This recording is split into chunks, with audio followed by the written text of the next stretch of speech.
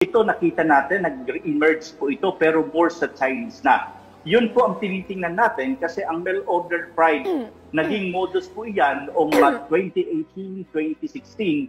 Pero ngayon nag-re-emerge at tayo naman ang ating immigration officer po, considering na yan po ay kasama sa tinitingnan namin, pinapaigting po natin yung pagbe-verify yung mga dokumentong ipresenta po natin. Opo, karamihan naman po rito na nabibiktima, they're actually looking for a job.